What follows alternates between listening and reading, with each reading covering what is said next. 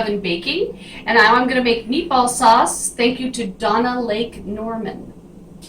See me making this here. She says the ingredients are meatballs, fresh or homemade or frozen. So we've got that going on. And then we're going to do the sauce ingredients.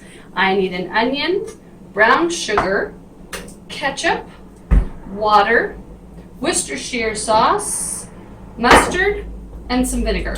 Super easy sauce to put together, but I'm going to show you how to chop up an onion first.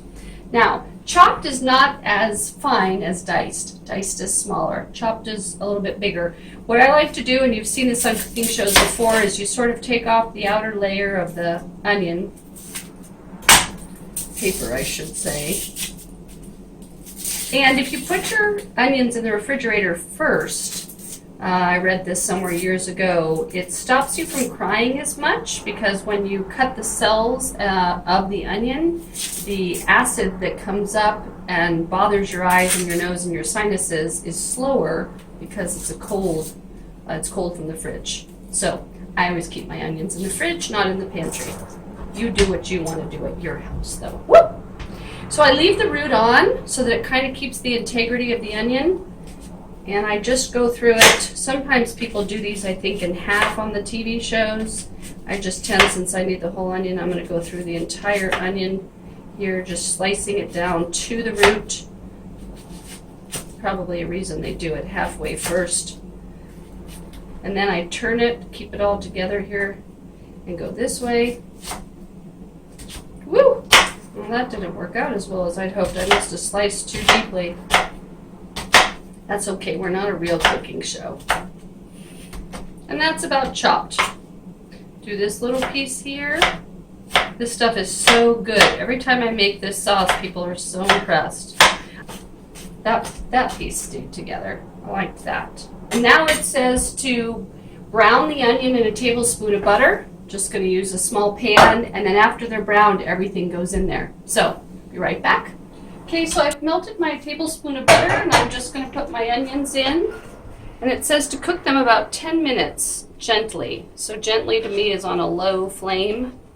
So I'm going to watch my timer at about 5 minutes on the timer, and then I'll need 5 beyond that. Just kind of shake them around, got low heat. There you go. And while I do that, I'm going to prep my other ingredients for the sauce. I need 3 tablespoons of Worcestershire sauce. I need 2 tablespoons of mustard. And I'll tell you, I hate to do extra dishes, so, you know, if things are all going in together, I use the same containers. There you go. It'll call for an 8-ounce bottle of ketchup, and then it also calls for a cup of brown sugar. So once I throw this into the sauce, I'll measure my ketchup into it so that I only have 1 cup that's dirty, because that's how I roll. Actually, I could put it onto this plate that I used earlier for the meatballs. And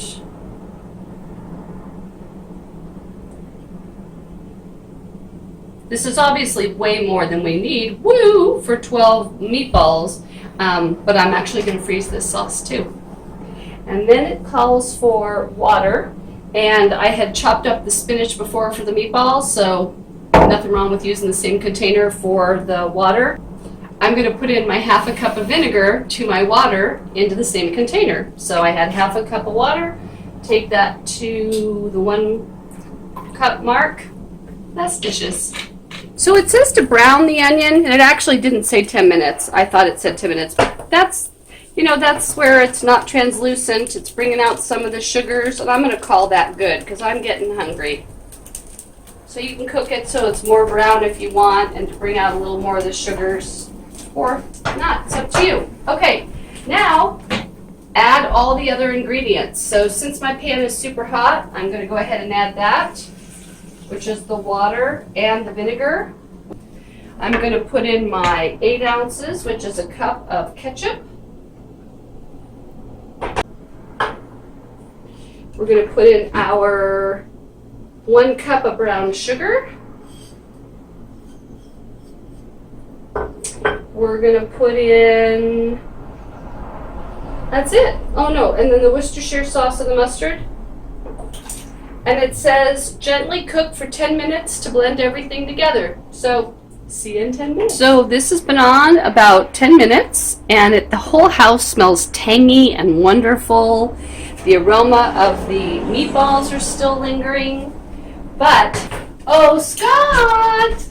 Hello! Hello, you're back. I thought that might work. All right, we'll turn off our timer. And you got it. You got your fork handy. There you go. I do. All right, dude. So the whole idea is that these get coated in the sauce, huh? Yeah, that's it. Yep. Ooh. Okay. Let's see. Mmm. Mmm.